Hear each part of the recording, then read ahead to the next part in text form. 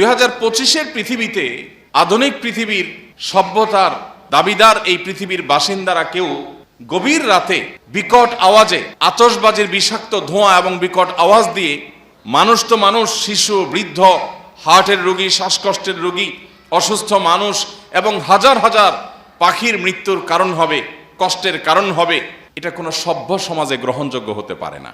রাত 12টা 1 মিনিটে আপনি যখন উৎসবে মেতে উঠছেন, আপনি যখন চিৎকার চেঁচামেচি করছেন, আপনি যখন আনন্দ উৎসব হয়ে হুল্লোড় করছেন, তখন শত শত হাজার হাজার লক্ষ লক্ষ মানুষ ঘুমিয়ে আছে। আপনার বিকট আওয়াজ হয়তো তাদের ঘুম ভাঙিয়ে দিচ্ছে। প্রতি বছর এই 31st নাইটের কারণে যে পরিমাণ নিরাপত্তা ঝুঁকি হয়ে থাকে, প্রত্যেক বছর পুলিশ থেকে, প্রশাসন থেকে নিষেধাজ্ঞা থাকে, কোনো প্রকার পটকা ফুটানো যাবে না, এটা করা যাবে না, সেটা করা যাবে না, কিন্তু কে শুনে কার কথা? আমাদের সমাজের তরুণরা কারা কারা এসব অপসংস্কৃতি, এসব অনাচার করার জন্য প্রস্তুতি নিচ্ছে, সেগুলো দেখা সমাজের মানুষ হিসেবে আমাদের দায়িত্ব আছে। আমরা শুধু সুবহানাল্লাহ আলহামদুলিল্লাহ পড়বো, আমরা শুধু কোরআন তেলাওয়াত করব, আমরা শুধু নফল নামাজ পড়বো, আমরা শুধু দান সদকা করবো আর মসজিদ মাদ্রাসা করব, মানব সেবা করব, এটুকু দিয়ে আমরা আল্লাহর কাছে পার পাবো না। আমার চোখের সামনে অনাচার হচ্ছে, অন্যায় হচ্ছে, অশ্লীলতার বিস্তার হচ্ছে, বেহায়াপনার বিস্তার হচ্ছে, মানুষ এবং পশু পাখির কষ্টের কারণ হচ্ছে, মানুষের জীবন এবং স্বাস্থ্যের ঝুঁকি তৈরি করা হচ্ছে, সেটা দেখার পরও যদি আমার ন্যূনতম দায়িত্বটুকু পালন না করি, তো কিয়ামতের ময়দানে আল্লাহর কাছে আপনাকে আমাকে জবাবদিহি করতে হবে। প্রতি বছরই যখন খ্রিস্টীয় নববর্ষ ঘনিয়ে আসে, দেশের অগণিত মানুষ আতঙ্কগ্রস্ত হয়ে পড়েন। খ্রিস্টীয় নববর্ষকে উদযাপনের নাম করে তথাকথিত মুসলমানের সন্তানদের অনেক অনাচার, অনেক স্বেচ্ছাচারী এবং নানাবিধ অপকর্মের কারণে প্রকৃতি, পরিবেশ, স্বাস্থ্য ঝুঁকি, নিরাপত্তার ঝুঁকি, নৈতিকতার অবক্ষয় সহ একসাথে অনেকগুলো আঘাত আমাদের এই সমাজ, আমাদের এই রাষ্ট্র, আমাদের এই পরিবার এবং মানুষের উপরে প্রতিনিয়ত আক্রমণ হতে থাকে, পতিত হতে থাকে। প্রতি বছরই খ্রিস্টীয় নববর্ষ আসলেই সারা দেশের সমস্ত মসজিদগুলো থেকে ওলামা একরাম সচেতন করবার উদ্যোগ গ্রহণ করেন। ইমাম সাহেবগণ মানুষকে অনাচার থেকে নিবৃত রাখবার জন্য পথনির্দেশ দিয়ে থাকেন। কিন্তু দুর্ভাগ্যজনক সত্য এবং বাস্তবতা হলো, কর্পোরেট ব্যবসায়ীরা তাদের বাণিজ্যিক স্বার্থে, এক শ্রেণীর মিডিয়া তাদের সামান্য হীন পার্থিব স্বার্থ চরিতার্থ করবার জন্য তরুণদেরকে ভোগবাদের নামে উন্মাদনা, উশৃঙ্খলা, মাদক এবং স্বেচ্ছাচারিতা, নানাবিধ অপকর্মের দিকে তারা ঠেলে দেয় এবং যার ফলশ্রুতিতে দিন যত অতিবাহিত হচ্ছে, আমাদের তরুণদের একটা উল্লেখযোগ্য অংশ, এমনকি কিশোরদের একটা উল্লেখযোগ্য অংশ তারা বিভ্রান্তির পথে পা বাড়াচ্ছে, নৈতিক অবক্ষয় চরমে পৌঁছেছে। আমরা প্রতি বছরই আপনাদেরকে এই সময় আসলে স্মরণ করাবার চেষ্টা করি। নতুন বছরের প্রথম মুহূর্তকে, প্রথম দিনটিকে বিশেষভাবে উদযাপন করবার, আনন্দ উল্লাস এবং হৈহুল্লোড় করে কাটাবার এই কৃষ্টি, এই সংস্কৃতি এসেছে শত শত হাজার হাজার বছর আগে অগ্নিপূজকদের থেকে। অগ্নিপূজক, প্রকৃতি পূজারীরা মনে করত বছরের প্রথম দিন, প্রথম ক্ষণ, প্রথম মুহূর্তকে আনন্দ উল্লাস করে, হৈহুল্লোড় করে, উৎসব করে, ভালো কিছু খেয়ে দেয়ে যদি কাটানো যায়, তাহলে সারা বছর ভালো থাকা যায়। এই কুসংস্কারাচ্ছন্ন, অযৌক্তিক, অবৈজ্ঞানিক এবং ভুল ভ্রান্ত বিশ্বাসের উপরে ভিত্তি করে তারা উদযাপন করত নওরোজ। রোজ মানে দিন, ন মানে নতুন, নওরোজ মানে হলো নতুন দিন। মূলত নওরোজ নামে এই নববর্ষ বা বছরের প্রথম প্রহর, প্রথম দিন, এই নতুন দিনটাকে উদযাপন করবার এই সংস্কৃতি অগ্নিপূজকদের থেকে আমাদের এখানে এসেছে, গোটা বিশ্বময় ছড়িয়েছে। পরবর্তীতে অগ্নিপূজকদের এই সৃষ্টি, এই সংস্কৃতিকে ধারণ করেছে খ্রিস্টানরা। খ্রিস্টীয় বর্ষ যখন শুরু হয়, তখন বিশ্বব্যাপী খ্রিস্টানদের মধ্যে এটিকে উদযাপন করবার, বিশেষভাবে উৎসব উল্লাস করে কাটাবার একটা কৃষ্টি আজ আমরা গোটা দুনিয়াতে দেখতে পাচ্ছি। প্রশ্ন হলো, নববর্ষ উদযাপনের এই যে প্রক্রিয়া, এই যে পদ্ধতি, এটা কতটা যৌক্তিক, এটা কতটা গ্রহণযোগ্য? সর্বপ্রথম যে বিষয়টি চলে আসে সেটা হলো, যে বিশ্বাস থেকে নববর্ষ বা বছরের প্রথম মুহূর্তকে উৎসব করে, উল্লাস করে, হৈহুল্লোড় করে কাটানো হয়, সেই যৌক্তিকতা বা সেই দাবি, এটা যে অসার, সেটা যে বিভ্রান্তি, সেটা যে নিছক কুসংস্কার, সেটা বোঝার জন্য কোনো পণ্ডিত হওয়ার প্রয়োজন নেই। সবচেয়ে দুঃখজনক অধ্যায় হলো, আমাদের সমাজের যে অংশটা নিজেদেরকে তথাকথিত বিজ্ঞান মনস্ক বলে দাবি করে, যারা মনে করে যে তারা বিজ্ঞান মনস্ক, তারা সবকিছু বৈজ্ঞানিক বিশ্বাস, অভিজ্ঞতার ভিত্তিতে তারা করে থাকে, সেই মানুষগুলোই মূলত 31st নাইটের এই উন্মাদনায় গা ভাসায়। একদিকে যারা নিজেদেরকে বিজ্ঞান মনস্ক বলছে, অপরদিকে তারা নতুন বছরের প্রথম মুহূর্তে হই হুল্লোড় করছে। কেন হই হুল্লোড় করছে? এই প্রশ্ন যদি আমি আমার সে সকল তরুণ বন্ধুদের কাছে রাখি, আমি জানি না তারা কি উত্তর দিবেন। প্রত্যেকটা হাসির একটা কারণ থাকে, প্রতিটা কান্নারও একটা কারণ থাকে। কোনো না কোনো কারণ ছাড়া মানুষ হাসলে বা কান্না করলে তাকে মানুষ সুস্থ মানুষ বলে না। প্রতিদিনই রাত 12টা 1 মিনিট আসে, আপনি 365 দিনের অন্য কোনো দিন রাত 12টা 1 মিনিটে হই হুল্লোড় করেননি, আনন্দ উৎসব করেননি। 31শে ডিসেম্বর দিবাগত রাতে 12টা 1 মিনিটে কি এমন হয়েছে যার ফলে আপনি আনন্দ উৎসবে মেতে উঠছেন 12টা 1 বাজার সাথে সাথে? এই আনন্দের কারণটা কি? কি এমন ঘটেছে যে আপনি খুশি হয়ে গেছেন? উত্তর হয়তো আসবে যে একটা নতুন বছর আসছে। তো একটা নতুন বছর আসলে যদি আনন্দিত হয়, তাহলে যে মুহূর্তে একটা নতুন বছরকে আপনি ওয়েলকাম করছেন, ঠিক তার 1 মুহূর্ত আগেই একটা বছর গত হয়েছে। কারোর আগমন যদি আপনার আনন্দের কারণ হয়, তাহলে তার বিদায় আপনার বেদনার কারণ হবে। এই সহজ কথাটা বোঝার জন্য কোনো শিক্ষিত মানুষ হওয়ার দরকার নেই। যে ব্যক্তি আসলে আপনার খুশি হয়, তার বিয়োগ বেদনা, তার বিরহ, তার বিদায়, এটা আপনার কষ্টের কারণ হবে। 1 মুহূর্ত আগেই একটা বছর শেষ হয়ে গেল, সেজন্য তো আপনি কাঁদেন নাই, সেজন্য তো আপনি বেদনাহত হন নাই, সেজন্য তো আপনি কষ্ট পান নাই। তাহলে নতুন বছর আসছে, সেজন্য আপনি খুশি হচ্ছেন কোন যুক্তিতে? সকল নতুন কি মানুষের আনন্দের কারণ? নতুন কিছু আসলেই কি মানুষ আনন্দ করবে, উৎসব করবে? জীবনে প্রথম কেউ বাঘ এবং সিংহের মুখোমুখি হয়েছে সরাসরি, প্রথম, ফার্স্ট টাইম। কি বলেন? আনন্দে হো হো করে হেসে দিবে না যে বাঘ সিংহ দেখেছি আমি মোবাইল স্ক্রিনে কিংবা খাঁচার ভেতরে, এখন আমার সামনে একেবারে বাঘ হাজির, সাপ হাজির, সিংহ হাজির, হিংস্র কোনো প্রাণী হাজির। মানে নতুন একটা প্রাণীকে একটা নতুন ভাবে দেখেছি, এই খুশিতে, এই আনন্দে মানুষ হো হো করে হেসে দিবে। আল্লাহ রাব্বুল আলামিন বলেছেন কোরআনে কারিমে, কুল্লু নাফসিন যায়িকাতুল মাউত, প্রত্যেক প্রাণীকে মৃত্যুর স্বাদ আস্বাদন করতে হবে। প্রতিটা প্রাণীকে মৃত্যুর স্বাদ আস্বাদন করতে হবে। আমরা পৃথিবীতে যখন এসেছি, এই পরোয়ানা নিয়েই এসেছি যে আমাকে একটি প্রাণী হিসাবে একদিন মৃত্যুবরণ করতে হবে। সেই দিনটা কখন আমি জানি না, কিন্তু একজন ইমানদার হিসাবে আমি বিশ্বাস করি, আমি গভীরভাবে মনে প্রাণে এই ধারণা পোষণ করি, জানি, বিশ্বাস করি যে আল্লাহ রাব্বুল আলামিন আমার জন্য হায়াতের যে সময়টা বাজেটে রেখেছেন, তার 1 মুহূর্ত বেশি আমি থাকতে পারবো না, আগেও আমি যেতে পারবো না।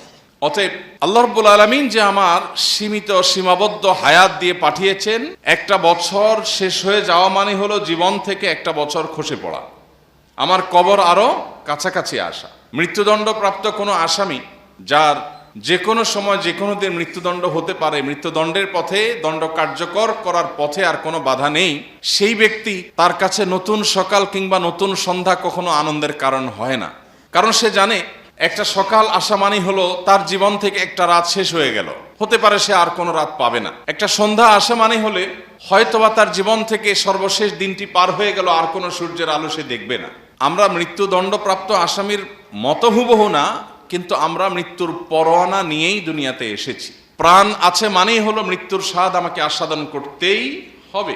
এরকম একজন মানুষ এরকম একটি বাস্তবতায় দাঁড়িয়ে নতুন একটি বছর আসলেই কিভাবে সে আনন্দিত হয়, কিভাবে সে উৎসব করে, কিভাবে সে হই হুল্লোড় করে।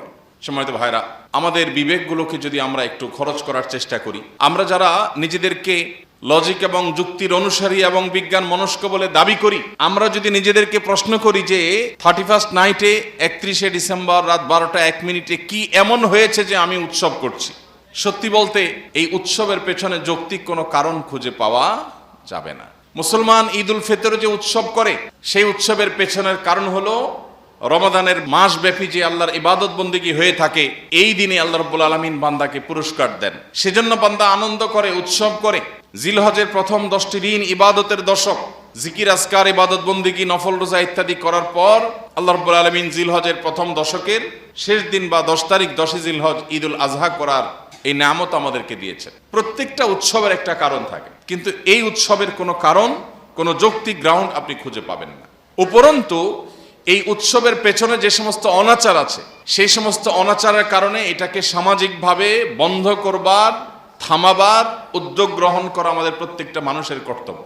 প্রতি বছর 31st নাইটকে কেন্দ্র করে যে সমস্ত অনাচার হয়, সেগুলো আমরা নানাভাবে জানার চেষ্টা করি, জানার সুযোগ তৈরি হয়। এর পেছনে যে সমস্ত অনাচারগুলো আছে, এর মধ্যে একটা বড় অনাচারের বিষয় হলো এর পেছনে স্বাস্থ্য ঝুঁকি আছে। অনেক অসুস্থ মানুষকে মৃত্যুর দিকে ঠেলে দেওয়া হয় এই অপসংস্কৃতির কারণে। আতশবাজির কারণে আকাশে যে ধোঁয়ার সৃষ্টি হয়, এই ধোঁয়ার ফলে বিষাক্ত যে পদার্থের তৈরি হয় সেটা সাধারণ এবং স্বাভাবিক যে পদার্থ থাকে সেটার চাইতে কয়েক গুণ বেড়ে এমন একটা পর্যায়ে পৌঁছে যে বিশেষজ্ঞগণ বলছেন এর কারণে বৃদ্ধ, শিশু এবং শ্বাসকষ্টে যে সমস্ত রোগীরা ভোগেন, এটা তাদের জন্য নীরব ঘাতকের মতো একটা ভূমিকা অবতীর্ণ হয়।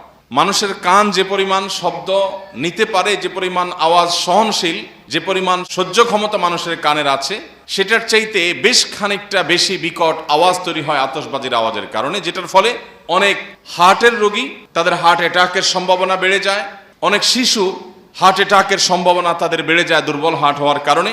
এবং প্রতি বছর আপনারা সোশ্যাল মিডিয়াতে বিভিন্ন মূলধারা মিডিয়ার মাধ্যমে দেখতে পান যে হাজার হাজার পাখি এই বিকট আওয়াজের কারণে হার্ট অ্যাটাকে সেগুলোরও মৃত্যু হয়ে থাকে। 2025-এর পৃথিবীতে, আধুনিক পৃথিবীর সভ্যতার দাবিদার এই পৃথিবীর বাসিন্দারা কেউ গভীর রাতে বিকট আওয়াজে আতশবাজির বিষাক্ত ধোঁয়া এবং বিকট আওয়াজ দিয়ে মানুষ তো মানুষ, শিশু, বৃদ্ধ, হার্টের রোগী, শ্বাসকষ্টের রোগী, অসুস্থ মানুষ এবং হাজার হাজার পাখির মৃত্যুর কারণ হবে, কষ্টের কারণ হবে, এটা কোনো সভ্য সমাজে গ্রহণযোগ্য হতে পারে না। রাত 12:01 আপনি যখন উৎসবে মেতে উঠছেন, আপনি যখন চিৎকার চেঁচামেচি করছেন, আপনি যখন আনন্দ উৎসব হয়ে হুল্লোড় করছেন, তখন শত শত হাজার হাজার লক্ষ লক্ষ মানুষ ঘুমিয়ে আছে। আপনার বিকট আওয়াজ হয়তো তাদের ঘুম ভাঙিয়ে দিচ্ছে। প্রতি বছর এই 31st নাইটের কারণে যে পরিমাণ নিরাপত্তা ঝুঁকি হয়ে থাকে, প্রত্যেক বছর পুলিশ থেকে, প্রশাসন থেকে নিষেধাজ্ঞা থাকে, কোনো প্রকার পটকা ফুটানো যাবে না, এটা করা যাবে না, সেটা করা যাবে না, কিন্তু কে শুনে কার কথা? গত কয়েক বছর আগে আপনারা দেখেছেন, সবগুলো গণমাধ্যমে ফলাও করে প্রকাশিত হয়েছে যে এই আতশবাজি থেকে একজন নারী উদ্যোক্তা তার প্লাস্টিকের প্রোডাক্টগুলো তিনি তার বাড়ির ছাদে প্রস্তুত করে রেখেছিলেন ডেলিভারি দেওয়ার জন্য। এটাই তার সংসার চলার একমাত্র অবলম্বন ছিল। কোনো এক আতশবাজির এই উন্মাদনার আগুন এসে তার সেই প্লাস্টিকের উপর পড়ার পর সবগুলো প্লাস্টিক মুহূর্তের ভিতরে পুড়ে গলে সবগুলো শেষ হয়েছে, ধ্বংস হয়েছে। এবং তার সে কান্না, তার সে বেদনা, সেটা গণমাধ্যমের মাধ্যমে আমরা সবাই কম বেশি দেখেছি। আজও পর্যন্ত এই আতশবাজির এই অপসংস্কৃতিকে আসামের কাঠগড়ায় দাঁড় করিয়ে এটাকে বন্ধ করবার কোনো উদ্যোগ আমরা গ্রহণ করতে পারি নাই। আমাদের সবারই খুব ভালো করে মনে থাকার কথা সেই শিশুর কথা, যে শিশু আতশবাজির এই বিকট আওয়াজের কারণে মায়ের কোলে মৃত্যুবরণ করেছিল, এবং বিষয়টা আদালত পর্যন্ত গড়িয়েছে, কিন্তু আতশবাজি এখনো এদেশে বন্ধ হয়নি। 31st নাইটের এই সমস্ত অপসংস্কৃতি, এই সমস্ত অপকালচার, এগুলো পশ্চিমা দুনিয়া থেকে আমাদের দেশে যারা আমদানি করছে, তারা এদেশের তরুণদের নষ্ট করছে, আমাদের কিশোরদেরকে ধ্বংসের দিকে তারা নিয়ে যাচ্ছে। এমনিতেই আমাদের তরুণ এবং কিশোরদের মধ্যে নৈতিকতার তেমন কোনো চর্চা নেই, বালাই নেই। আমরা দেখতে পাচ্ছি একটা প্রজন্ম গড়ে উঠছে যাদের কাছে ভোগ ছাড়া আর কিচ্ছু নেই, যারা শুধুমাত্র হিয়ালিপনা জানে, উৎসব উল্লাস জানে, হই হুল্লোড় জানে, ফুর্তি করা জানে। এরকম একটা প্রজন্ম যখন গড়ে উঠছে, তখন পশ্চিমা দুনিয়া থেকে এই সমস্ত অপসংস্কৃতিগুলোকে আমদানি করে মরার উপরে খড়ার ঘায়ের মতো আমাদের তরুণকে, আমাদের তারুণ্যকে, আমাদের কিশোরদেরকে ধ্বংসের দ্বারপ্রান্তে নিয়ে যাওয়া হচ্ছে। প্রিয় ভাইরা আমার, সময় এসেছে এই অপসংস্কৃতির বিরুদ্ধে আমাদের প্রত্যেকটা মানুষকে রুখে দাঁড়াবার। প্রত্যেকটা সমাজে, প্রতিটা মসজিদ এবং মহল্লা থেকে 31st নাইটের এই অপসংস্কৃতি এবং এই অনাচার, এটা প্রতিরোধে কমিটি হওয়া দরকার। আইন হাতে তুলে নেওয়া নয়, কিন্তু অধিকারের নামে কেউ অনাচার করতে চাইলে, পরিবেশকে বিপর্যস্ত করতে চাইলে, মানুষের জীবন এবং স্বাস্থ্যের ঝুঁকির কারণ হতে চাইলে, কোনো মানুষ, কোনো পশু পাখি এবং পরিবেশকে ক্ষতিগ্রস্ত করতে চাইলে সেটা বাধা দেওয়া, সেটা বন্ধ করবার জন্য সামাজিক উদ্যোগ গ্রহণ করা, এটা আমাদের প্রত্যেকটা মানুষের নৈতিক দায়িত্ব। চেষ্টা করবো তো আমরা ইনশাআল্লাহ। যে সমস্ত বাবা মা নিজেদের তরুণ এবং কিশোর সন্তানদেরকে 31st নাইটের এই উন্মাদনা করতে সহযোগিতা করেন, অনেক বাবা মা আছেন নিজে হয়তো নামাজ কালামও পড়েন, অথচ তার সন্তান বিপদগামী হচ্ছে, অপসংস্কৃতির দিকে পা বাড়াচ্ছে, কিন্তু তিনি দেখেও না দেখার ভান করছেন, বুঝেও না বুঝার ভান করছেন, বরং অনেক ক্ষেত্রে সন্তানকে টাকা দিয়ে তার এই অপকর্ম করতে সাহায্য করছেন। মনে রাখবেন, প্রত্যেকটা আতশবাজি বহু প্রাণীর বদদোয়া, বহু প্রাণীর ক্ষতি, বহু মানুষের ক্ষতি, অনেকের কষ্টের কারণ। আপনি অগণিত মানুষের প্রতি যে জুলুম করছেন, এই জুলুমের প্রতিকার করবার সুযোগও দুনিয়াতে পাবেন না, কারণ এই মানুষগুলোকে খুঁজে খুঁজে মাপ চাওয়ার সুযোগ হয়তো পাবেন না। প্রত্যেকটা অপকর্মের দায় কম বেশি আপনাকে দুনিয়াতে বহন করতে হবে, আখিরাত তো আছেই।